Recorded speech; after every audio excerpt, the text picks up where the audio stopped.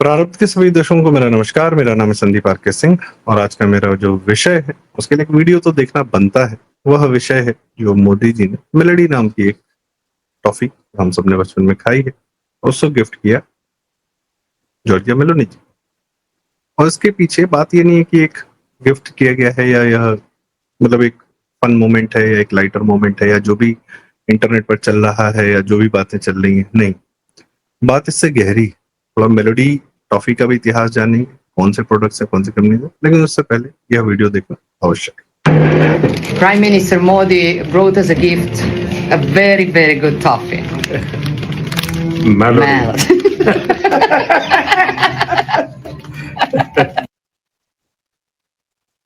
एक तो यह कि ये दोनों लोग बहुत अच्छे से जानते हैं कि इंटरनेट पर जो भी बात हो रही है, इनका कनेक्ट क्या है, पब्लिक से क्या कनेक्ट है। इस इंस्टा जो ये वीडियो है इंस्टाग्राम का, जॉर्जिया मेलोनी जी ने जो स्वयं डाला है, 200 मिलियन 20 करोड़ से ज्यादा व्यूज हो चुके हैं इसके, और वर्ल्ड ओवर से। और भी मतलब नंबर्स हैं, फिर ट्विटर पे हैं, फिर हर जगह हैं। लेकिन महत्वपूर्ण बात क्या है कि मोदी जी जो आत्मनिर्भरता की बात करते हैं और लोकल की बात करते हैं और वह कहते हैं कि लोकल पर हमें ध्यान देना चाहिए, किस कंपनी का प्रोडक्ट लेकर गए? पार्ले। पार्ले पूर्णतः भारतीय कंपनी है, जिनका हम पार्ले जी बिस्किट खाते हैं।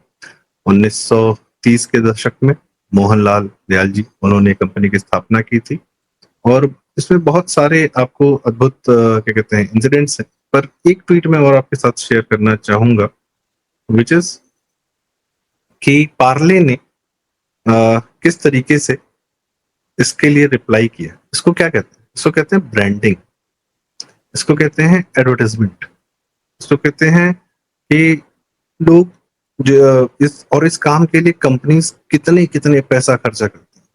अभी देखिए, पार्ले ने भी मोदी जी को धन्यवाद दिया कि on thank you honourable prime minister Shri Narendra Modi for taking Parle Melody to the global stage. A proud moment for all of us at Parle Products to see an Indian favorite being shared across borders. अब मैं आता हूं महत्वपूर्ण बात जो सबसे ज्यादा है, वह यह है कि एक तो यह लोकल प्रोडक्ट है, यह एक चॉकलेट का फ्लेवर लाता है। और अक्सर जो जब विश्व में चॉकलेट्स की बात होती है तो यूरोपियन चॉकलेट्स और स्विस चॉकलेट्स की बात होती है। उस मार्केट में मेलोडी नाम का चॉकलेट, भारत का बना हुआ जो टॉफी है, वह जाके एक डेंट मारती है और उसकी डिमांड वहां भी बढ़ती है। लोग ट्राई करेंगे ही करेंगे टॉफीज, और इसको जो ये लोग क्या कहते हैं कैंडीज बोलते हैं, ये पूरा बड़ा मार्केट है स्वीट्स का। वहां की मिठाइयां यही सब है जो वो खाता है, यूरोप खाता है, अमेरिका खाता है, दुबई वगैरह खाता है। इंडियन प्रोडक्ट्स क्यों नहीं बाहर जाकर अपना स्वाद दुनिया से साझा कर सकते हैं? हमारे यहाँ का स्वाद की कमी है। मैं ये पैकेज्ड फूड के अलावा भी इतर बात करूंगा। हमारे कितने प्रकार की मिठाइयां, जाहिर सी बात है कि मिठाइयां कुछ दिन में खराब हो जाती हैं, जो एक अच्छा लक्षण है। अच्छे खाने का लक्षण यह है कि वो एक दो दिन में खराब हो जाता है, और अचार वगैरह फिर उसी प्रक्रिया से बनाए जाते हैं कि ताकि वो लंबे समय तक चले। पर जनरली जो अच्छे खाने होता है, अच्छा भोजन होता है, अच्छा फ्रूट होता है।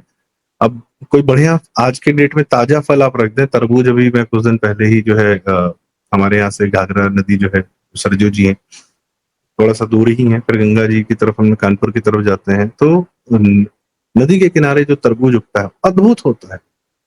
और अगर आप उन्हें उसको एक दिन रख दिया काट के तो उसमें से बदबू आने लगेगी, बैक्टीरिया चल लग जाएंगे उसमें। फ्रिज में रखना पड़ता है। क्यों? वो अच्छे भोजन की पहचान है। मैकडोनल्ड का बर्गर कहीं बाहर रख दीजिए, उसको चींटी तक नहीं पूछेगी। कुत्ता भी खाने से पहले 2 बार देखेगा कि क्या है यार, इतना केमिकलाइज, इतना हेवी पेस्टिसाइड्स होते हैं उसमें, इतना केमिकलाइज होता है, पता नहीं कब का पैक हुआ है, कब का बना हुआ है, ला के दे रहे हैं, जो भी कर रहे हैं। Pre packed foods not good for health, तो सबको पता है। वो भोजन भी नहीं होते हैं, वो सिर्फ फिलर होते हैं। कमिंग बैक, हमारे यहाँ जो मिठाइयाँ हैं, शानदार मिठाइयाँ, पूरी रेंज है, पूरे भारत में मिठाइयों की रेंज है, मीठे की रेंज है। यह भोजन क्यों नहीं दुनिया में हिट हो सकता? हमको डॉक्टर मना करता है मिठाई मत खाओ, तो डॉक्टर ने कभी बोला चॉकलेट मत खाओ? डॉक्टर ने बोला ये कैडबरी के ये बंद कराओ दुकानें, या इनका जो एडवर्टाइजमेंट है या इनका जो भी ब्रांडिंग है, सिगरेट और अल्कोहल की अगर बन सकती है तो कैडबरीज कौन सा बहुत आपको हेल्दी चीजें दे रहा है? द पॉइंट इज कि पहले हम लोकल को अपना प्रमोट करें, जो हमारे ब्रांड से हम उसको प्रमोशन करें। अभी हाल फिलहाल में आपने सुना होगा जो यूरोप में बहुत बड़ी एक डिजाइनर कंपनी है प्राडा, उसने महाराष्ट्र की जो कोल्हापुरी चप्पलें हैं प्योर उनको सोर्स किया, सिर्फ डिजाइन नहीं, वहीं से वो सीधे उठा लिया और उन चप्पलों को जो कि 300-400 रुपए में पूरे भारत में बिकती, कोल्हापुरी चप्पलें बड़ी प्रसिद्ध कहलाती हैं, वो 45,000 50,000 में बेच रहा है अपना बस पी लगा के। आजकल आप देखते होंगे महिलाएं बहुत सारा बैग्स खरीदती हैं जिसमें अलग अलग बैग्स हैं, जिसमें किसी में LV लिखा है, किसी में G लिखा है, किसी में MK लिखा है, वो सबके ब्रांड नेम से अलग अलग है, माइकल कोर्स है, गुच्ची है, फिर आपका ये LV है, लुई विटॉन है, फिर और दुनिया भर के। डिजाइन सेम रहता है, मटेरियल सेम रहता है, बस ये अल्फाबेट्स चेंज हो जाते हैं और जैसे ही अल्फाबेट चेंज होते हैं इनकी कीमतों में जमीन आसमान का अंतर आ जाता है। कोई कोच का होता है तो C लिखा रहता है, मतलब इस तरीके से लोग बेवकूफ बना रहे हैं। तो क्या है ये बैग, सिर्फ चूंकि बहुत महंगे हैं, बहुत प्रीमियम है, तो इनका होना, चलो एक प्रीमियम मार्केट है सही है, पर भारतीय प्रोडक्ट्स क्यों नहीं आगे बढ़ पाते? उसका कारण यह है कि भारत की जो एडवर्टाइजिंग कंपनीज हैं जो भारतीय प्रोडक्ट्स को बड़ा ब्रांड बना सकती हैं, वो भारतीय एडवर्टाइजिंग कंपनीज भारत की है ही नहीं। वो अमेरिका की एडवर्टाइजिंग कंपनीज हैं जो भारत की सारी ब्रांडिंग पर अपना आधिपत्य जमाए हुए है और अपनी इंडियन ब्रांचेस, अमेरिका की कंपनी की इंडियन ब्रांच ही भारत की पूरी एडवर्टाइजिंग मार्केट पर कब्जा किए हुए। फॉर एग्जाम्पल आपको बड़ा याद होगा फेविकॉल का एड और फेविक्विक और यही कैडबरी का जो एड था, पीयूष पांडे जी बनाते थे, शानदार एड्स बनाते थे। वो किसके हेड थे? वो एड्स किन एजेंसी से निकले? ऑग्लिवी एंड माथर से निकले। ऑग्लिवी एंड माथर इंडिया, ONM विश्व की बहुत बड़ी एडवर्टाइजिंग कंपनी, डेविड ऑग्लिवी जी ने फाउंड की थी।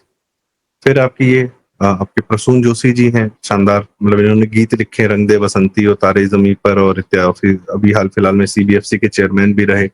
ये एक मैकन एरिक्सन इंडिया नाम की कंपनी के हेड रहे, CEO रहे, और फिर बाद में मैकन एरिक्सन एशिया के भी हेड हो गए। इनका भी एक बनाया हुआ एड था हैप्पी डेंट का, आपने देखा होगा, बहुत शानदार एड था, वो भी कांस में अवार्ड वगैरह मिला था।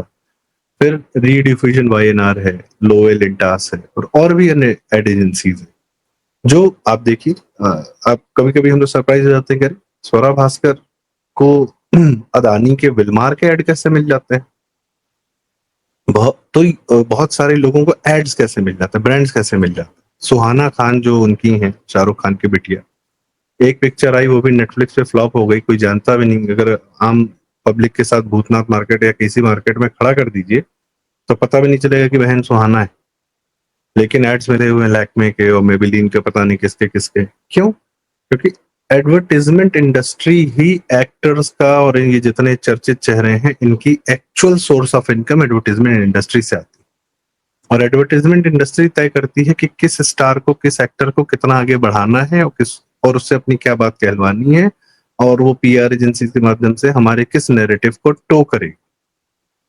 आलिया भट्ट को मिलते हैं ऐड, कई लोगों को कई बार क्या है, कोई एक स्टैंड नेशनलिस्टिक स्टैंड ले लिया तो उनको ऐड मिलने बंद हो जाते हैं। कंगना रनौत नेशनलिस्टिक है, उनके देखिए कहाँ ऐड आते हैं, नहीं आते, क्योंकि एडवर्टाइजमेंट एजेंसी अमेरिका द्वारा कंट्रोल होती है और अमेरिका के नैरेटिव में भारतीयता फिट नहीं बैठता है। किस दिन बैठेगा? जब उसको वो ओन करना शुरू कर देंगे, हमारे यहाँ की कंपनीज को, हमारे यहाँ की चीजों को।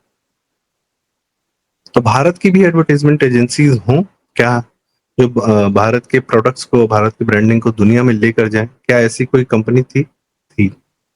एक महान जीनियस हमारे यहाँ थे, श्री धीरूभाई अंबानी जी। उन्होंने मुद्रा कम्युनिकेशन नाम की एक एडवर्टाइजिंग एजेंसी खोली थी, जिसमें उन्होंने कहा था कि सब ब्रांडिंग हम ही करनी है, जब कपड़े हमें बेचा है तो हमारी ही एडवर्टाइजमेंट एजेंसी, हम इन पर निर्भर क्यों? उनके क्रिएटिव उनको नहीं पसंद आते होंगे, या जो भी उनका व्यवहार रहता होगा। एक तो क्रिएटिव फील्ड वाले अपने आप को ऐसा समझते हैं कि हमने जो दे दिया वही सब कुछ है, बिजनेसमैन क्या जानता है। खैर, वो एक अलग कहानी। तो धीरूभाई अंबानी जी ने यहाँ तक नहीं किया, उन्होंने अहमदाबाद में मुद्रा institute of communication and advertising नाम का एक इंस्टीट्यूट भी खोला, ताकि बच्चे पढ़ें, एडवर्टाइजिंग पढ़ें, ब्रांडिंग समझें क्या होती है। उस इंस्टीट्यूट का वैसे लोग वो नाम फेमस है माइका के नाम से, भारत का सर्वश्रेष्ठ एडवर्टाइजिंग इंस्टीट्यूट है वो, या टॉप 3 में तो है ही है। एक IIMC दिल्ली है और एक वो है मास कम्युनिकेशन एडवर्टाइजिंग की, जहां बात होती है अलग अलग है, लेकिन एडवर्टाइजमेंट और कंज्यूमर ब्रांडिंग के लिए mica one of the best है इंस्टीट्यूट्स आज भी। खैर वहां से निकल के लोग ONM और बाकी सब जगह जाते हैं। तो मोदी जी का मुझे एक और बात याद है कि उन्होंने कई साल हो गए, 5-6 साल हो गए, फिल्मों का एक म्यूजियम बना था, बम्बई में उसका अनावरण होना था। उसमें सारी फिल्म इंडस्ट्री के लोग आए थे, जितेंद्र थे, मतलब बहुत बड़े बड़े वृद्ध लोग भी थे और यंगस्टर भी थे। तो उन्होंने बड़ा एक संदेश दिया कि आप लोग दुनिया में, उन्हें बताया कि आप लोग बहुत प्रॉब्लम से जूझते हैं, हमको सब पता है और आपकी प्रॉब्लम सॉल्व करने की हम प्रक्रिया भी रखते हैं, भारत की कहानियां आप दुनिया में लेकर जाइए। यह उनका आग्रह था, उसके लिए उन्होंने कहा सरकार पूरी तरह आपके साथ।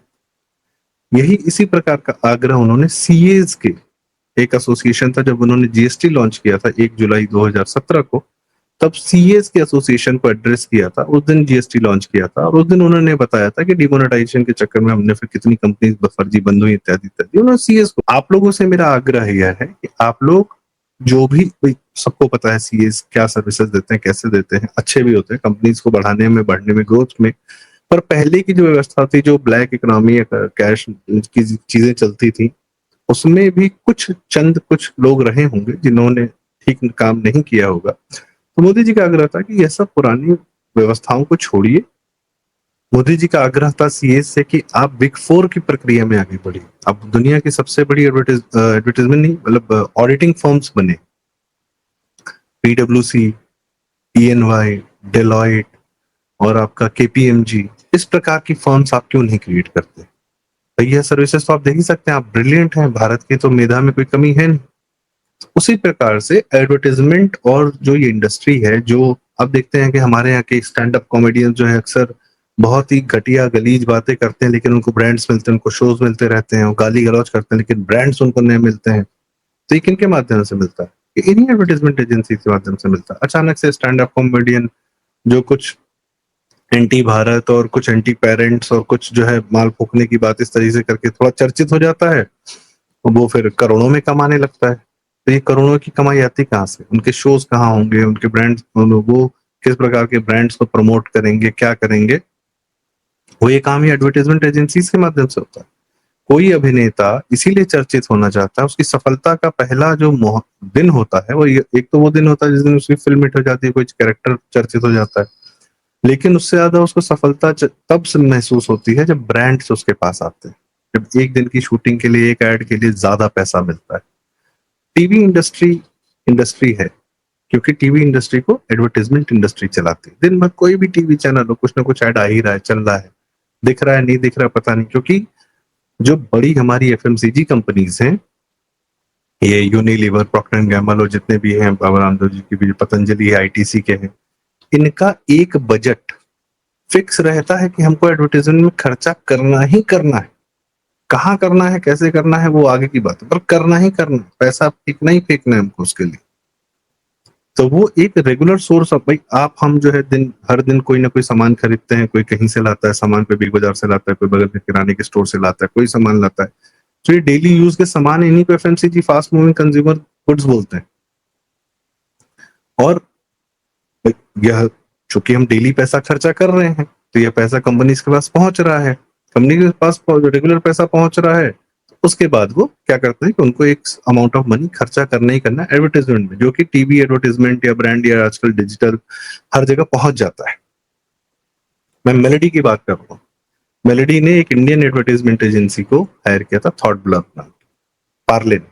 मेलेडी तो ब्रांड है, पार्ले जी, पार्ले ने सदैव, तो वो उनकी ब्रांडिंग करते हैं और वो कुछ इंडियन कंपनीज की अच्छी ब्रांडिंग करते हैं। Mumbai based, of course Mumbai advertisement का मुंबई है, थोड़ा बहुत गुड़गांव है।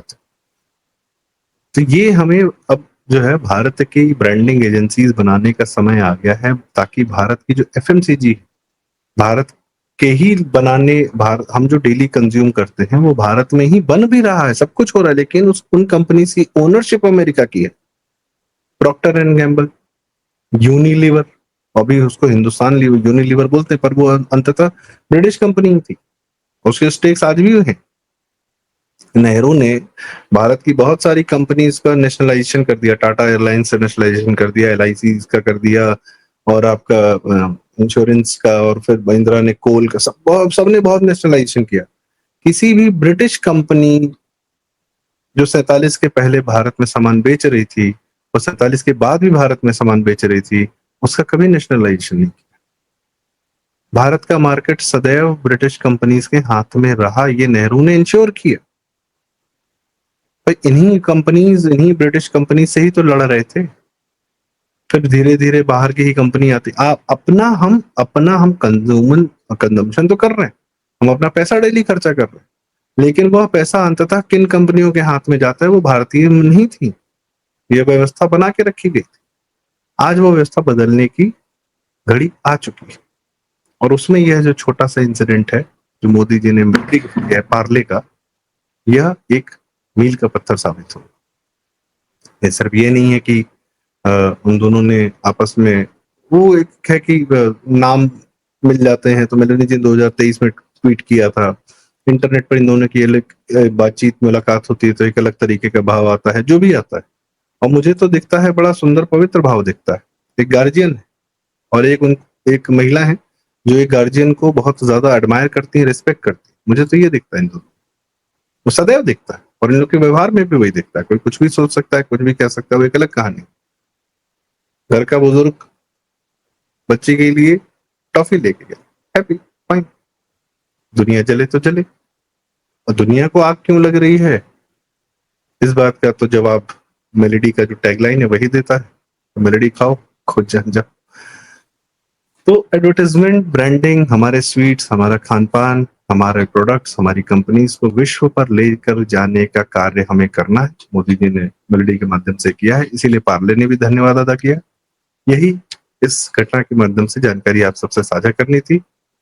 यह विचार आपको कैसा लगा, कृपया हमें कमेंट्स में जरूर बताएं। कृपया यह वीडियो लाइक करें, शेयर करें यदि आपको जरूरी लगा हो, और चैनल जरूर सब्सक्राइब करें। प्रारब्ध। बहुत धन्यवाद। नमस्कार। जय श्री राम।